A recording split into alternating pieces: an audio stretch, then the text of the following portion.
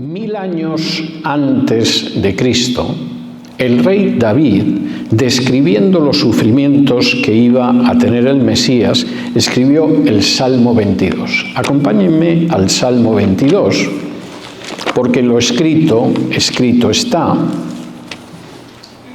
Y David había dejado expresados bastantes aspectos de lo que iban a ser los sufrimientos del Mesías. Y vamos a leer en el Salmo 22, desde el versículo 16.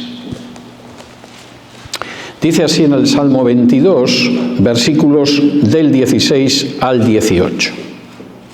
Porque perros me han rodeado, me ha cercado cuadrilla de malignos, horadaron mis manos y mis pies, contar puedo todos mis huesos, entre tanto ellos me miran y me observan, repartieron entre sí mis vestidos y sobre mi ropa echaron suertes.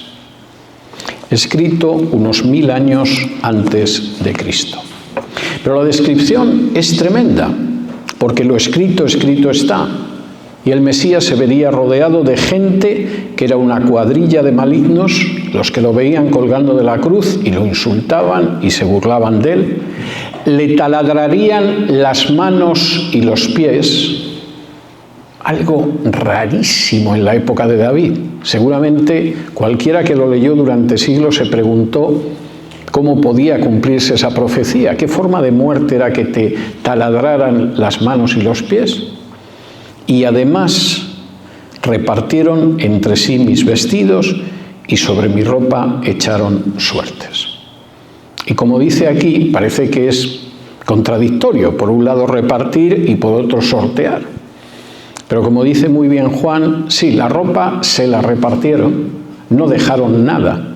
Sobre el cuerpo de Jesús no había la más mínima prenda cuando lo levantaron clavado a la cruz, pero la túnica era una pena repartirla.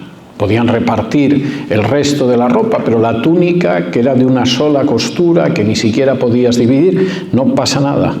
La ropa la sortearon. Sobre la túnica echaron suertes. Lo que estaba escrito, escrito estaba. Y David había escrito cómo taladrarían las manos y los pies del Mesías, cómo lo rodearía una cuadrilla de malignos y cómo repartirían los vestidos y sobre su ropa echarían suertes. No solo eso, también estaba escrito lo que pasaría con sus hermanos. Fíjense lo que dice en los versículos del 25 al 27. Estaban junto a la cruz de Jesús su madre y la hermana de su madre, María, mujer de Cleofás, y María Magdalena. Cuando vio Jesús a su madre y al discípulo a quien él amaba que estaba presente, dijo a su madre: mujer, he ahí tu hijo. Y después dijo al discípulo: he ahí tu madre.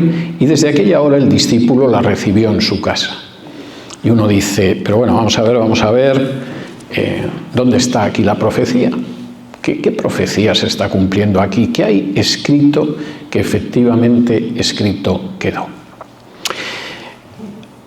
La Iglesia Católica insiste en que en este pasaje Jesús convierte a María en la madre de todos los creyentes, cosa que no dice el pasaje por ningún sitio, y supuestamente la convierte en madre de todos los creyentes cuando le dijo al discípulo que efectivamente María era su madre, y cuando a María le dijo mujer, término un poco distante para referirse a una madre, he ahí a tu hijo, y a partir de ese momento el discípulo la recibió en su casa. ¿Qué profecía es esta? Acompáñenme al Salmo 69, donde aparece una profecía sobre el Mesías que, por supuesto, hay gente que prefiere pasarla por alto porque comprometería la creencia en ciertos dogmas. En el Salmo 69, el Mesías dice lo siguiente, Salmo 69 y versículos 7 y 8. porque por amor de ti, está hablando a Dios, he sufrido afrenta y confusión ha cubierto mi rostro. Extraño he sido para mis hermanos y desconocido para los hijos de mi madre, porque me consumió el celo de tu casa y los denuestos de los que te vituperaban cayeron sobre mí. El hecho de que el Mesías sería consumido por el celo de su casa, en Juan capítulo 2 y versículo 17 aclara que es algo que se cumplió en Jesús, cuando vio como el templo, casa de oración, se había convertido en una cueva de ladrones.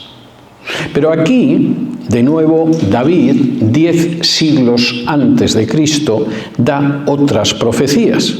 Por ejemplo, sufriré afrenta, sobre mi rostro caerá la confusión, y mis hermanos, los hijos de mi madre, claro que sí, María tuvo más hijos, los evangelios hablan de ella, no querrán saber nada de mí. Seré extraño y desconocido para los hijos de mi madre.